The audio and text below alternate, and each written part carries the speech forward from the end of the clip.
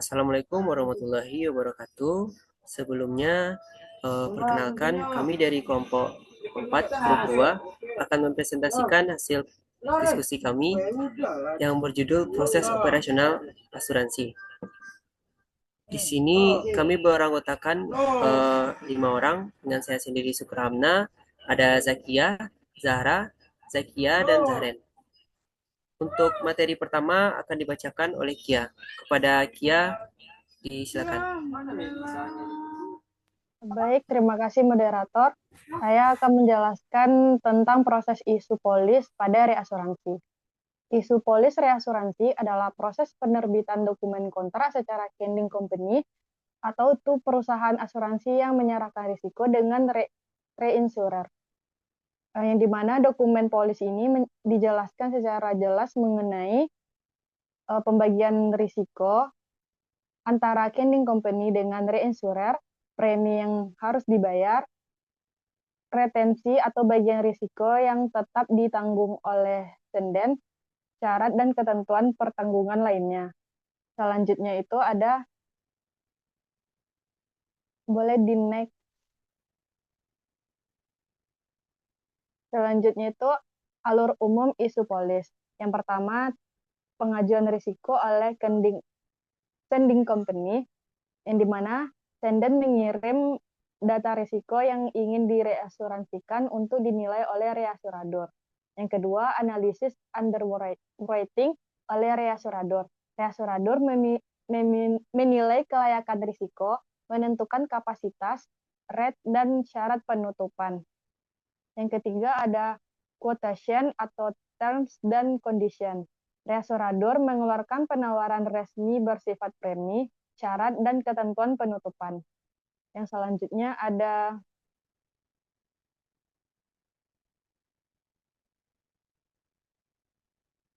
binding confirmation, di mana senden menyetujui quotation, yaitu penutupan dianggap efektif dan risk sudah bound.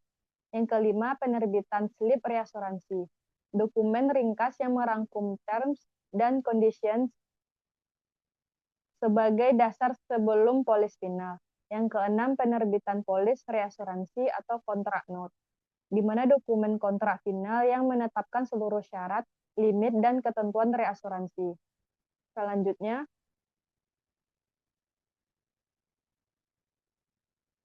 itu pembayaran premi. Senden membayar premi sesuai kesepakatan untuk mengaktifkan pertanggungan secara finansial. Dan terakhir ada distribusi dokumen dan pencatatan sistem. Polis dan slip final dikirim ke kending company, lalu seluruh data penutupan dicatat ke sistem internal, underwriting, dan accounting sebagai dasar monitoring dan pelaporan. Sekian, saya kembalikan kepada moderator. Baik, terima kasih kepada Zakia. Untuk slide selanjutnya akan terkait dengan dokumen dan output akan saya jelaskan langsung. Pertama itu dokumen yang dibutuhkan. Kalau dalam mengklaim asuransi tentu perlu beberapa dokumen yang ada dan pokok-pokok yang tentu ada pada untuk mengklaim asuransi tersebut. Di sini pertama ada proposal underwriting.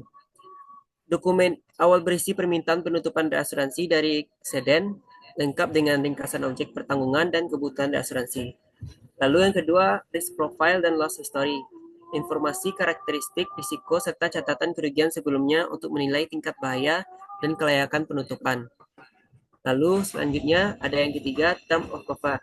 Term of cover ini adalah merupakan syarat dan ketentuan pertanggungan yang ditawarkan, seperti limit, deductible, klausula, dan ruang lingkup jaminan. Lalu selanjutnya ada treaty atau fakultatif slip. Dalam treaty ini berisi terms dan kondisi sebagai dasar sebelum polis resmi diterbitkan. Lalu selanjutnya ada perhitungan premium, rate, dan retensi. Untuk penentuan tarif premi dan posisi risiko yang ditahan oleh Seden berdasarkan analisis risiko dan kapasitas reasurador. Selanjutnya, dokumen perjanjian, kontrak wordings. Ini memuat perjanjian hukum lengkap antara Seden dan reinsurer. Nah, itulah dokumen-dokumen yang dibutuhkan untuk kita klaim asuransi. Tentu dokumen tersebut sangat diperlukan agar asuransi yang di agar klaim dalam asuransi kita berjalan dengan baik. Selanjutnya output dari proses isu polis. Untuk output sendiri, yang pertama itu ada polis reasuransi resmi. Polis asuransi resmi ini merupakan dokumen kontrak final yang memuat seluruh syarat, limit, dan ketentuan reasuransi antara cedent dan reinsurer. Lalu yang kedua ada sertifikat cover. Sertifikat cover ini merupakan dokumen ringkas yang menyatakan bahwa suatu risiko telah dijamin oleh reasurador. Biasanya diberikan sebagai bukti jaminan sementara atau tambahan. Lalu yang ketiga ada jadwal premi dan laporan board Bordeaux. Merupakan rincian pembayaran premi serta laporan berkala yang berisi daftar risiko, premi, dan klaim yang harus dilaporkan seden kepada reasurador. Lalu yang keempat ada catatan risiko dan batasan pertanggungan. Merupakan ringkasan mengenai risiko yang dijamin serta batasan jaminan, limit, deductible, exclusion sebagai acuan monitoring dan klaim. Baik, itu saja dari saya. Selanjutnya, untuk slide selanjutnya akan dijelaskan oleh Zaren. Kepada Zaren, disilakan. Baik, terima kasih Sukra. Selanjutnya saya akan menjelaskan contoh isu polis, di mana di sini contohnya itu terdapat pada PT Aman Sentosa menerima permintaan asuransi kebakaran pabrik senilai 50 miliar. Perusahaan memiliki resikonya tinggi sehingga hanya mampu menanggung 10 miliar dan sisanya 40 miliar harus direasuransikan. Langkah pertama yang harus dilakukan, pertama PT Aman Sentosa mengajukan risiko ke reasuredor. Kedua, reasuredor menganalisis dan memberi quotation. Ketiga, setelah setuju dilakukan binding confirmation.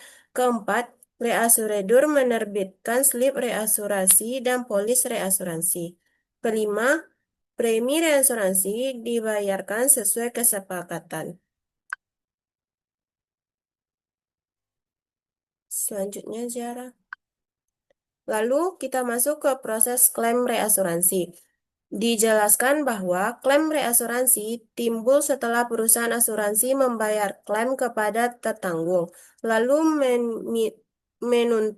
menentukan penggantian kepada reasuredor sesuai proporsi perjanjiannya.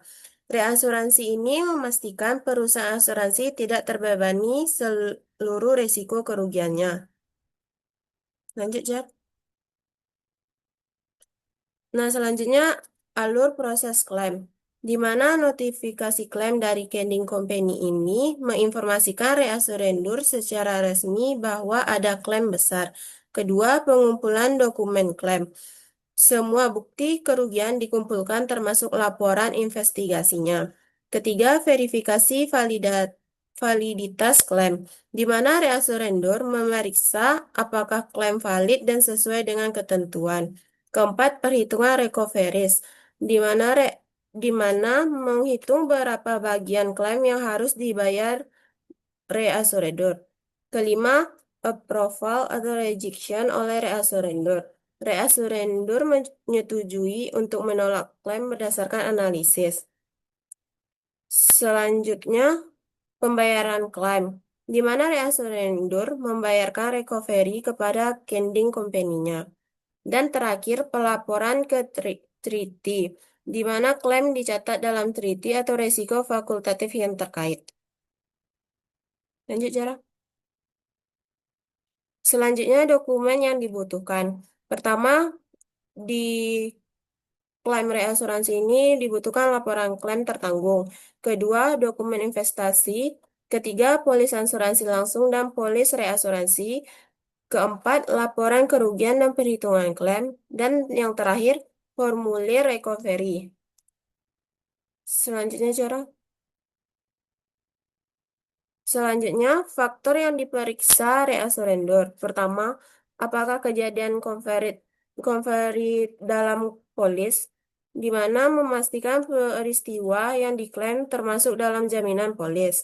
Kedua, retensi dan share reassurandor, di mana menentukan porsi klaim yang menjadi tanggung jawab reassurandor. Ketiga, validitas bukti kerugiannya. dengan memeriksa keaslian dan kelengkapan dokumen klaim.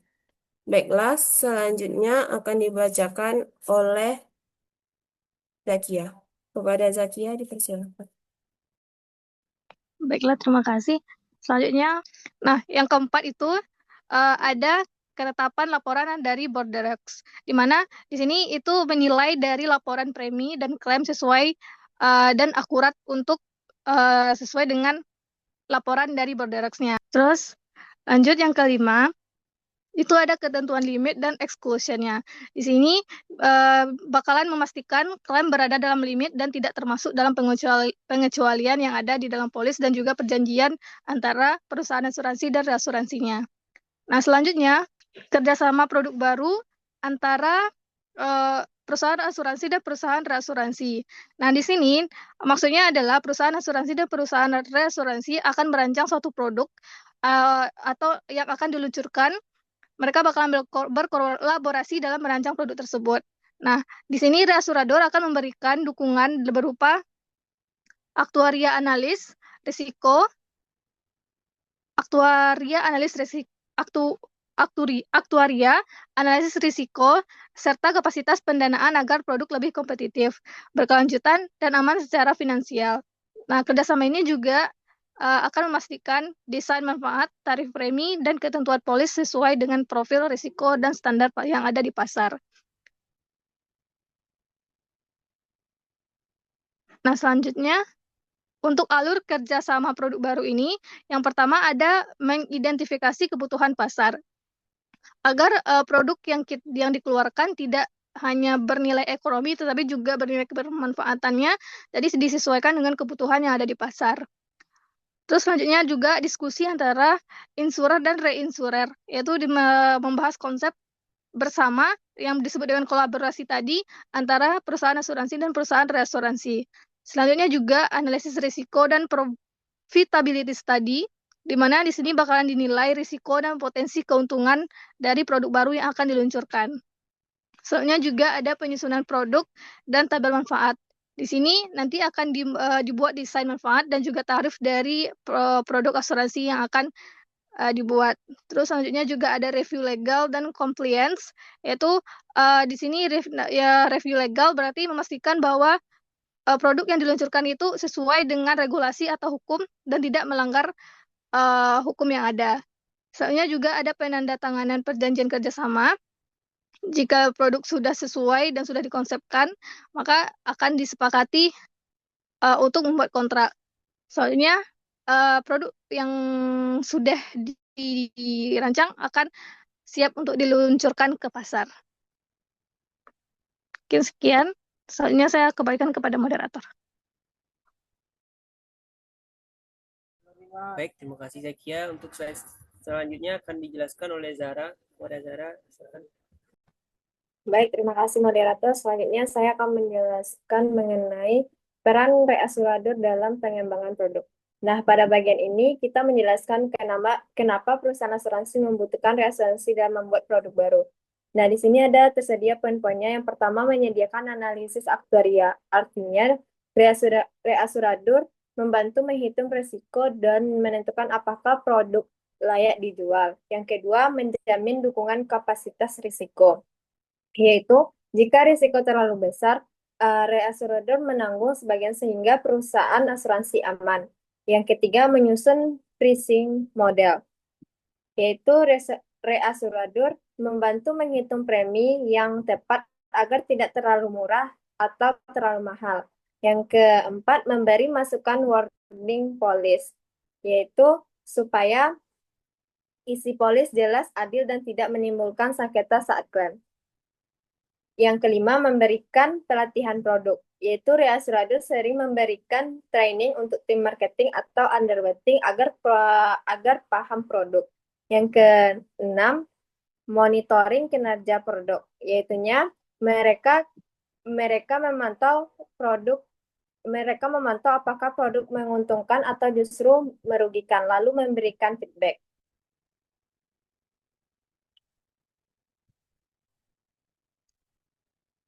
Baik, selanjutnya keuntungan kerjasama produk baru. Nah, pada bagian ini menjelaskan manfaat nyata bagi perusahaan asuransi. Berikut manfaatnya, yaitu yang pertama, mitigasi risiko bagi perusahaan asuransi, yaitu risiko dibagi dua, sehingga perusahaan tidak menanggung sendiri. Jadi risiko ini dibagi dengan asurator sehingga lebih aman. Yang kedua, produk lebih kompetitif dan berkelanjutan, yaitu desain produk lebih kuat dan menarik di pasar. Karena pada produk lebih kompetitif dan berkelanjutan ini mendapatkan dukungan perhitungan dan desain produk yang lebih kuat. Yang ketiga, pricing lebih akurat, yaitu tarif premi dihitung dengan dukungan aktuaria reasurator. Yang keempat, kepastian kapasitas reasuransi, yaitu insurer mendapat jaminan kapasitas untuk produk baru. Yang kelima, tingkat klaim lebih terkendali, artinya struktur risiko dan monitoring lebih teratur sehingga klaim lebih stabil. Selanjutnya, contoh kasus klaim. Nah, di sini bagian ini menjelaskan cara kerja reasuransi saat terjadi klaim besar. Contoh kasusnya terjadi kebakaran pada pabrik yang diasuransikan dengan nilai kerugian 20 miliar, yang dimana pembagian risikonya yang pertama perusahaan asuransi atau ceding, yaitu retensinya 5 miliar dan reasurator menanggung 15 miliar. Di sini ada pun langkah klaimnya, yaitu yang pertama, tertanggung mengajukan klaim ke perusahaan asuransi langsung.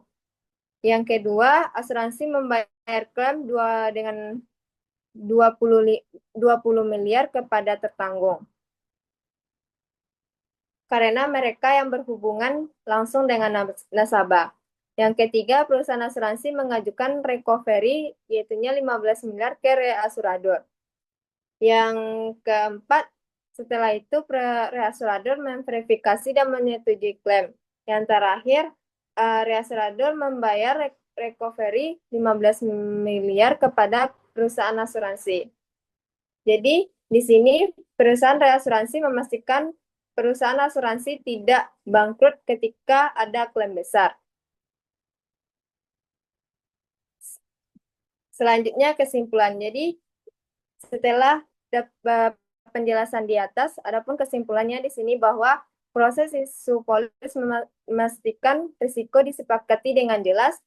Yang kedua, proses klaim ini menjamin keadilan dan ketepatan pembayaran recoveries.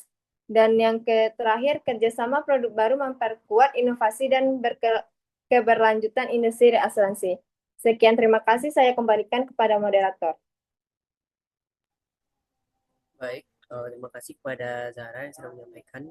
Selanjutnya, itulah slide terakhir dari presentasi kelompok kami. Kami ucapkan jika ada salah kata atau gimananya, kami ucapkan Assalamualaikum warahmatullahi wabarakatuh.